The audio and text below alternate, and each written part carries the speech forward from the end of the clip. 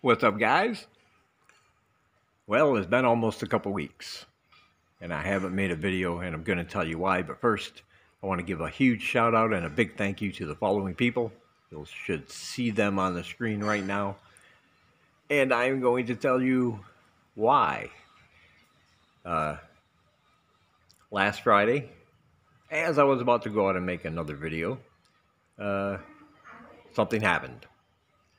And what happened was, I don't know if you can see down there. There we go. As you can see, there's some yellow tape and a sign across our building. And what had happened was this. Our landlady and her family, including her husband and children, went to get a COVID test, and both her and her husband tested positive.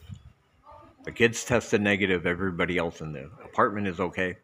But they came back with the police because as soon as they got in, this was designated a quarantine area. So they immediately put up the yellow police tape. They immediately put up a sign telling people not to cross because of COVID-19. And we were all told unceremoniously that from starting right then, nobody was allowed to come in through the gate and nobody was allowed to leave from the apartment complex, from the building we live in here, without warning. And that was the part that discombobulated, I think, me and a lot of other people, because there was, like I said, there was no warning. There was no chance to prepare. We couldn't go out and get supplies. We couldn't go out and try to get some money for our 2-week sojourn yeah, into this jail-like existence for 2 weeks, I guess you can say. And so we had basically nothing. Like I said, we didn't have time to go out, and there was no warning or anything for this to happen. And so we were broke. All we had was, for many days, all we had was rice, salt, and hot sauce. No meat, very little vegetables. Enough to make sure you didn't starve to death, but definitely not a pleasant experience. So in my last exclusive video I made for my supporters last Sunday, I told them the situation, and they came through. Those guys sent me some cash, sent me some money so that I could, I didn't have to live on, you know, what the government provided for us. They gave everybody like a bag of rice and a couple tins of some fish. I don't even know what kind of fish they are. I can tell you this, it's not the best fish I've had in Cambodia. It's in a can, it's got some dark, really salty liquid, and they're not sardines, they're bigger than that, but they taste tinny, probably because they come from a tin can. Just had an odd taste. Not unpleasant and not horrible, but just not my thing. But basically they said, here's what we can do, live on that for 2 weeks. Food Panda can deliver in this situation, as long as you don't have direct contact with the driver.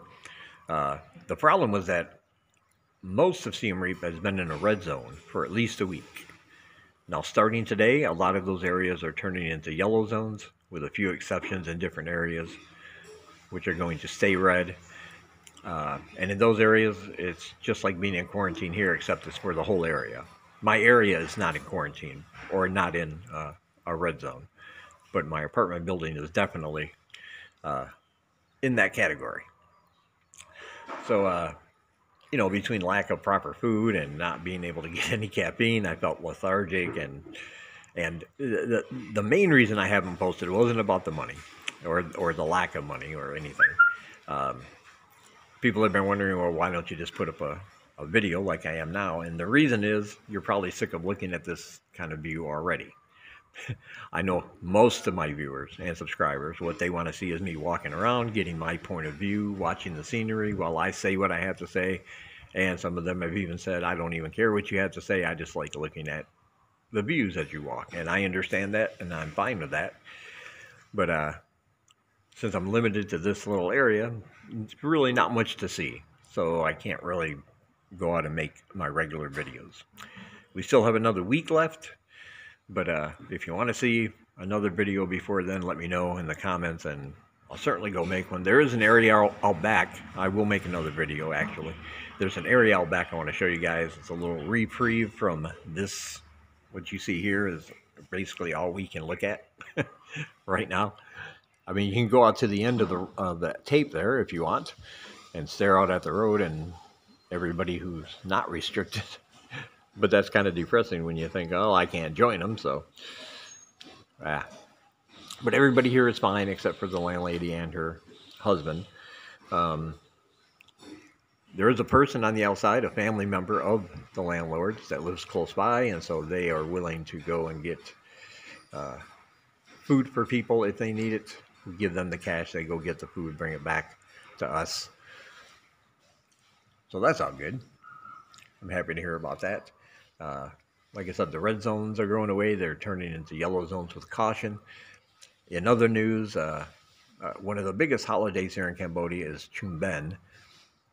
As far as holidays go, Khmer New Year is probably the biggest as far as celebrations, right? That has it has its roots in traditional culture, but basically now it's used as an excuse for a big water fight and a big party.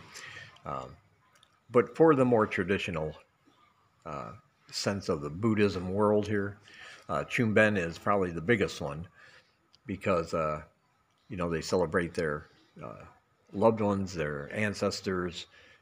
People get dressed up. There's lots of food and lots of ceremony, and the smell of incense fills the air everywhere you go. And it's very important. Family is very important in Cambodia, so it's a pretty important traditional holiday. And unfortunately, public gatherings for that have been canceled this year, again, in Siem Reap, and I believe Phnom Penh also, because of course, the localized virus cases that are still going on. But countrywide, and here's the weird thing, country-wise, everything seems to be going according to plan. 80% of the population has been vaccinated.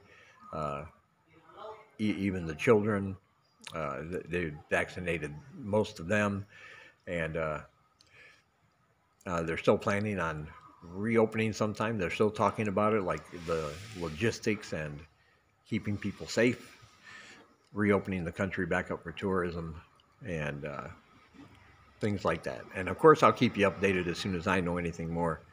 But there is talk that there might still be a 1-week quarantine when they do let visitors come in.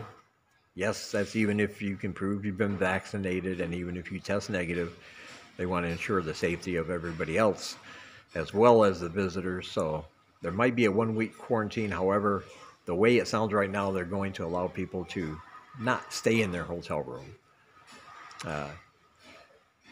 But they can walk around and visit the areas around their hotel room within a certain distance if they want. So it's not going to be like you're going to be locked in for a week. That's the way it sounds right now anyway. And I think that's a pretty good plan if they have to implement that. But the tourism sector is raring to go. The PM wants to desperately get, the country back open again for business. And we'll be gearing up for that pretty soon.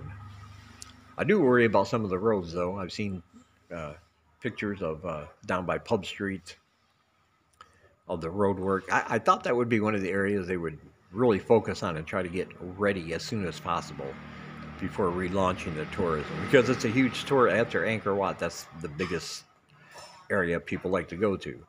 It's a common thing.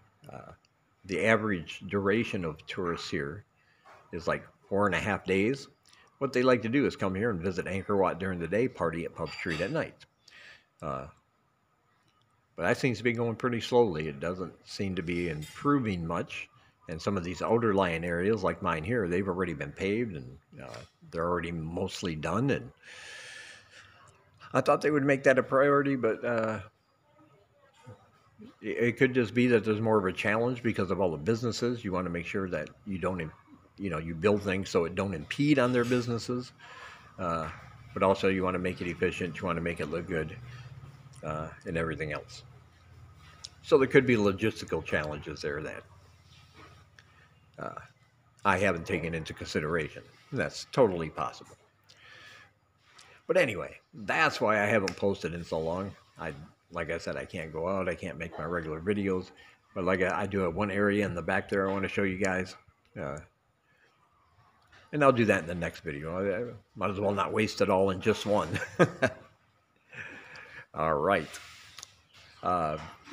Just to let you know, if you want to get in on my weekly exclusive videos, I put them out every Saturday or Sunday just for my supporters. There are links down below. If you want to donate through PayPal, buymeacoffee.com/DDC, or join my Patreon. If you do those things, your email will be put on that list. And every Saturday or Sunday, I'll send you an exclusive video where I talk normally about things I don't put on my public channel.